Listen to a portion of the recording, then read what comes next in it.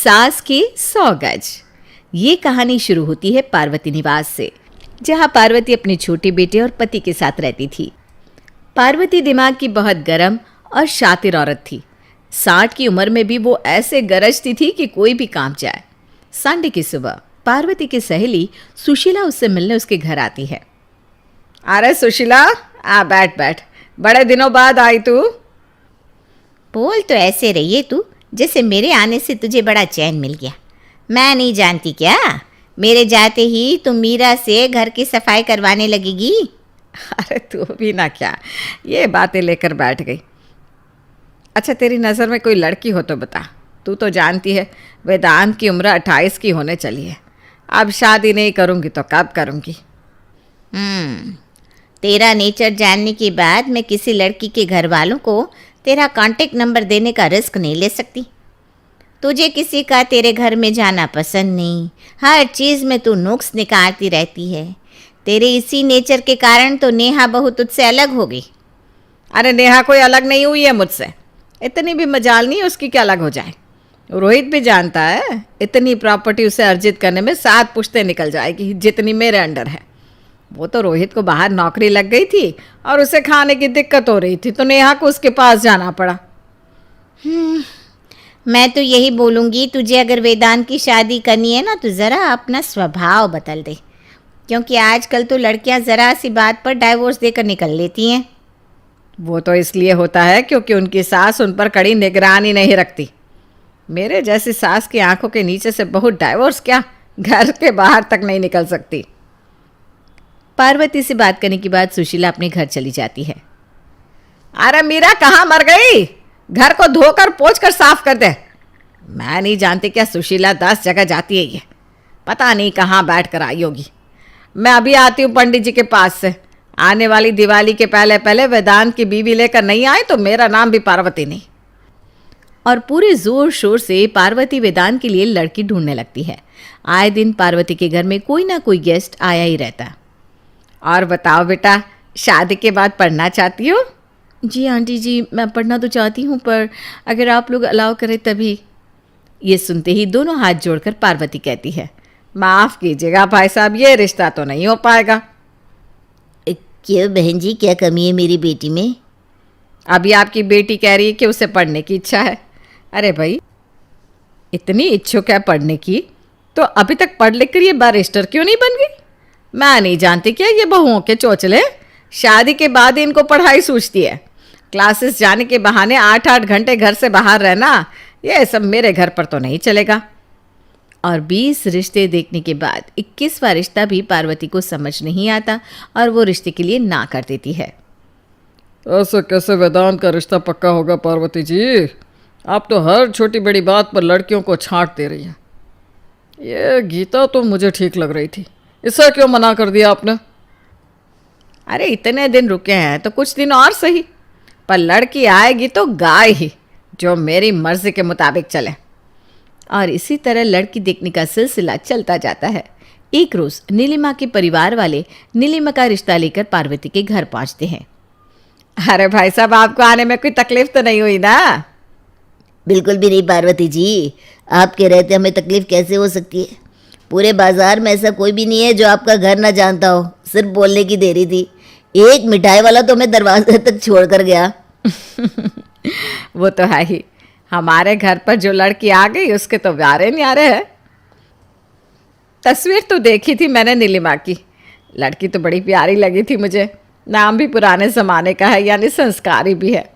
अब आप बताइए शादी में कितना लगा सकते हैं आप, क्योंकि ये हमारे घर की आखिरी शादी होगी।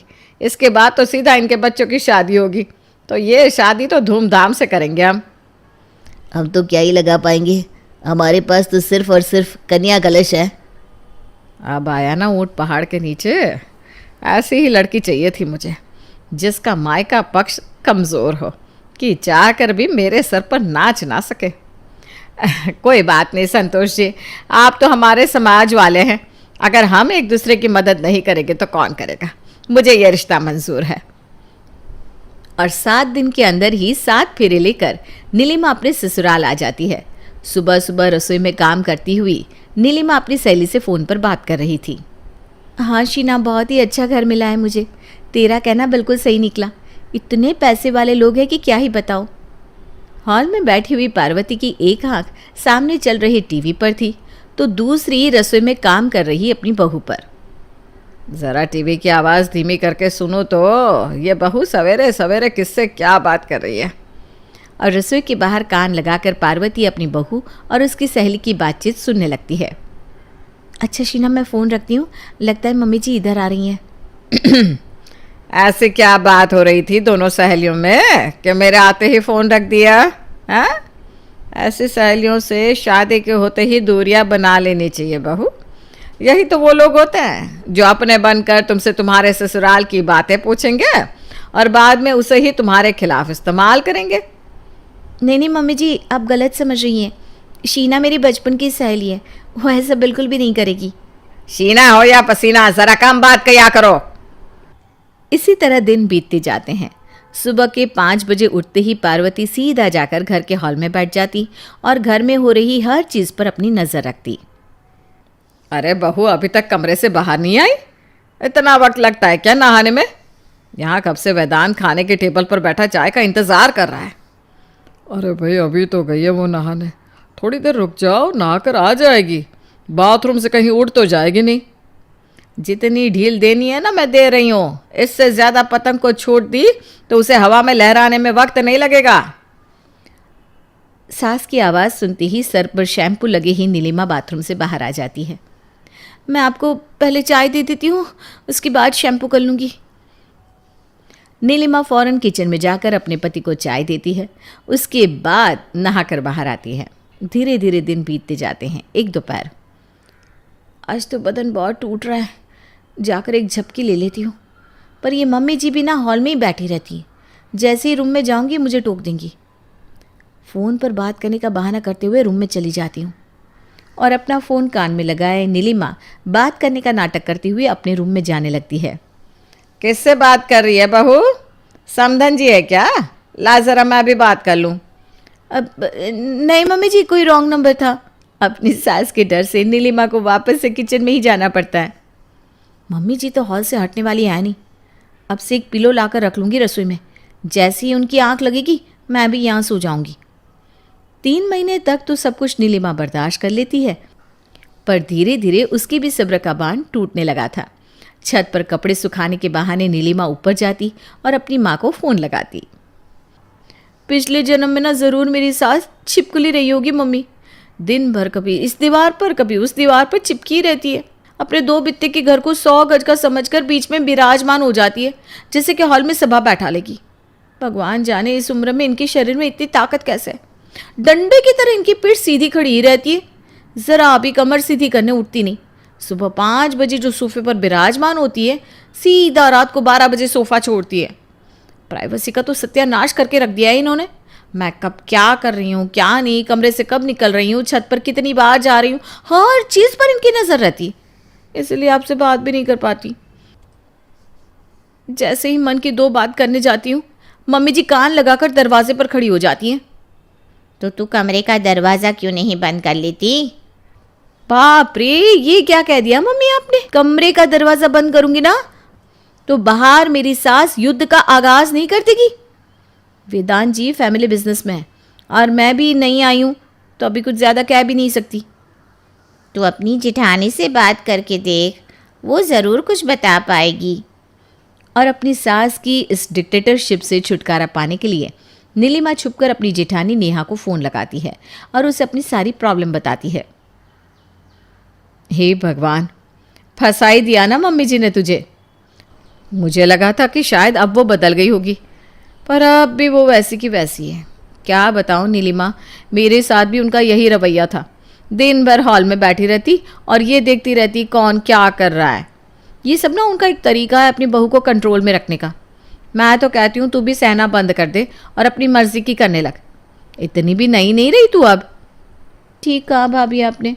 क्या फ़ायदा इतने पैसों का जब अपनी मर्जी से इंसान एक कपड़ा ना ले सके, किसी से मिल ना सके। इससे तो अच्छा मैं किसी गरीब लड़की के घर ही चली जाती।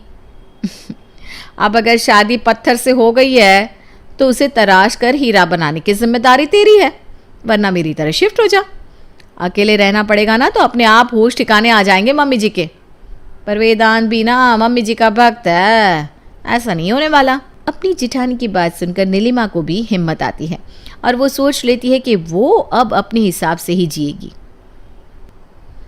कितने दिन हो गए शॉपिंग किए? मम्मी जी कहीं बाहर जाने में भी रोक टोक लगाती है। एक काम करती हूँ, ऑनलाइन शॉपिंग कर लेती हूँ। 2 दिन बाद सुबह से ही नीलिमा डिलीवरी के आने का इंतज़ार करती रहती है, पर डिलीवरी नहीं आती। जैसे ही वो किचन में जाती है, नीलिमा जी का घर यही है क्या? हे भगवान, तू अंदर कैसे आ गया? जा दरवाजे से बाहर जा। और मेरी बहू का नाम क्यों ले रहा है तू? आपकी बहू के नाम का पार्सल आया है, ज़रा उन्हें बुला दीजिए। अरे बहू, ये डिलीवरी वाला क्या बोल रहा है? क्या मंगाया है तूने?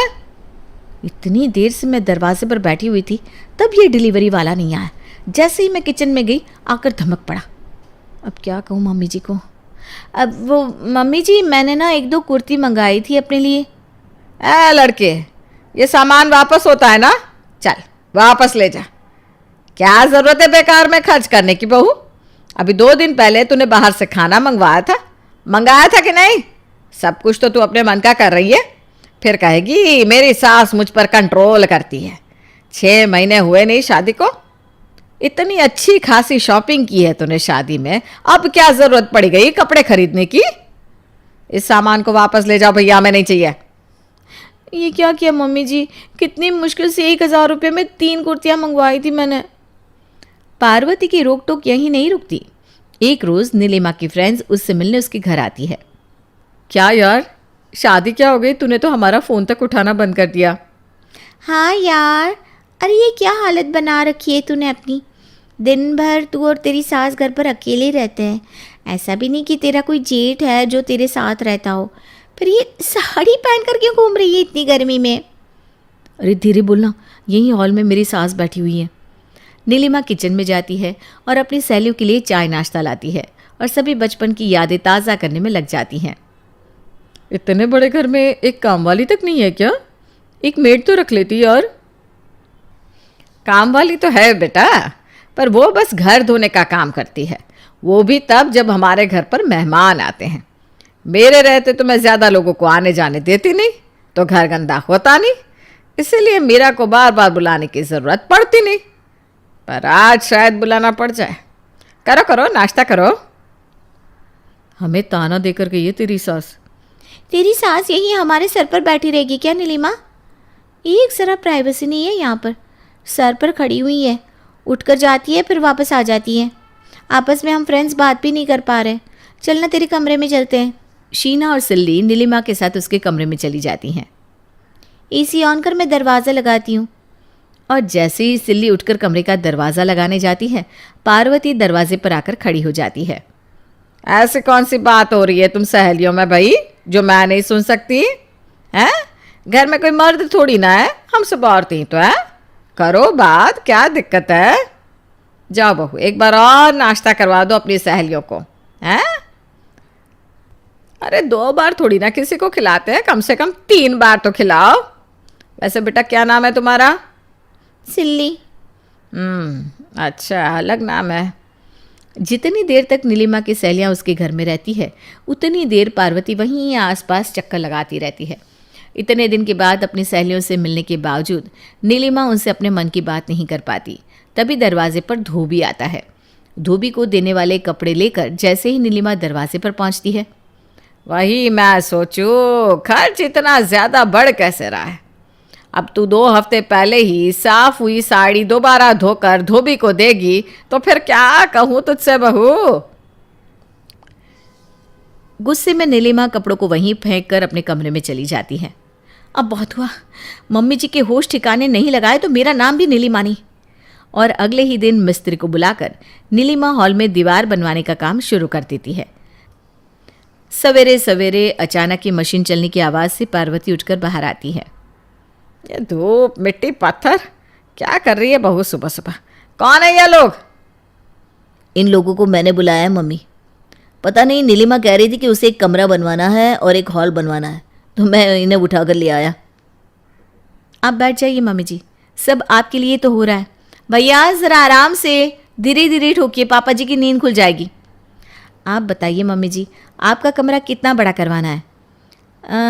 मैं सोच रही हूँ कि पूरे के पूरे हॉल को ही आपका कमरा बनवा दे। हाँ, आपके कमरे को खुलवा कर हॉल और घर का दरवाज़ा पीछे की तरफ से कर दूंगी। ये सब क्या कह रही है तू? घर का दरवाजा क्यों बदलना है और तुझे कमरा क्यों बनवाना है हॉल में, और वो भी मेरे लिए? क्योंकि कमरा घर का बहुत इम्पॉर्टेंट हिस्सा होता है जिसमें इंसान के पास अपनी प्राइवेसी होती है। हॉल तो आने जाने वाले लोगों के लिए होता है और घर वाले एक साथ बैठ सके इसके लिए होता है। पर अगर घर का कोई इंसान 24 घंटे हॉल में ही बैठा रहे और ये निगरानी रखे कि घर की बहू कब क्या कर रही है, फिर तो दिक्कत है ना मम्मी जी। इससे अच्छा तो आप हॉल में ही चारों तरफ घूमने वाला कैमरा लगवा दीजिए। फिर आराम से आप चारों तरफ घूमिए और मेरी फुटेज आपके पास कमरे में बैठे बैठे पहुंच जाएगी। और अगर आपको हॉल से इतना ही प्यार है तो मैंने जो सोचा ना वही कर देते हैं, हॉल को ही आपका कमरा बनवा देते हैं। कम से कम मैं जी तो पाऊंगी। बहुत सही कह रही है पार्वती, हद कर दिया है तुमने। तुम्हारी इन्हीं हरकतों के कारण तो नेहा तुम्हें छोड़कर चली गई। नीलिमा बहुत ही अच्छे ढंग से घर को संभालती है। उसे पता है कि उसे अपनी किस सहेली की बात को सुनना है और किसकी बात को नज़रअंदाज करना है। तो अब तुम उसे जीने दो, और अगर तुम्हारी आदत नहीं छूट रही हॉल में बैठने की तो बहू जो करवा रही है वो ठीक ही है। अपने पति की बात सुनकर पार्वती समझ जाती है कि उसने अगर अब और सख्ती बरती तो वो अपनी दूसरी बहू से भी हाथ धो बैठेगी। और अपना सटीक दिमाग लगाकर पार्वती कहती है, कमरा बनवा ही रही है बहू मेरा, तो फिर एक काम करना, इसी हॉल में अपना भी कमरा बनवा ले और हम दोनों के कमरे को ना खोल कर हॉल बना लेंगे। क्या? अरे मजाक कर रही थी।